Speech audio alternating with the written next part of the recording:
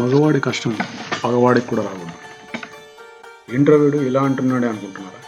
అయితే ఇది వినండి. మగపిల్లాడు మొదటి సంతానంగా పుట్టినప్పుడు అందరూ చాలా సంతోషపడతారు. పెద్ద కొడుకు కాబట్టి ఇంటి పరిస్థితులను అర్థం చేసుకొని మసులుకోవాలి. ఎవరైనా కోరికలు ఉన్నా కూడా వాటిని బయట పెట్టకుండా ఇంటి పరిస్థితులను ఆలోచించి మౌనంగా ఉండాల్సి వస్తుంది. బాగా చదువుకోవాలి, మంచి మార్కులు తెచ్చుకోవాలి, లేదంటే చిన్నోడికి చూడు ఎన్ని మార్కులు వచ్చాయో అంటారు. చదివిన చదువుకు జాబ్లు ఉండవు, ఉద్యోగం చేయకపోతేనేమో విలువ ఉండదు. సర్లే ఏదో ఒక ఉద్యోగం చేద్దామని చేరామనుకోండి, మన చంపుకొని అందులో జీతం ఎక్కువ ఉండదు. ఒకవేళ జీతం తక్కువ అయితే మనల్ని తక్కువగా చూస్తారు. బంధువులేమో వయసులోనే పెళ్లి చేసుకోవాలంటారు, కానీ పిల్లనివ్వడానికి మాత్రం ముందు రారు.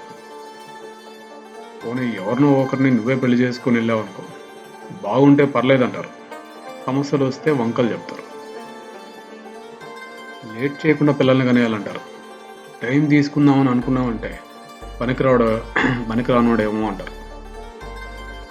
పిల్లలు పుడితేనేమో వాళ్ళని సరిగా చూసుకోవాలి, చూసుకోలేకపోతే చేతగానివాడు అంటారు. ఫంక్షన్స్కి పిలుస్తారు, మనం వెళ్ళలేని పరిస్థితిలో ఉంటే పొగరున్నోడు అంటారు. ఫంక్షన్కి పిలవాలంటేనే నీ దగ్గర డబ్బు ఉండాలంటారు.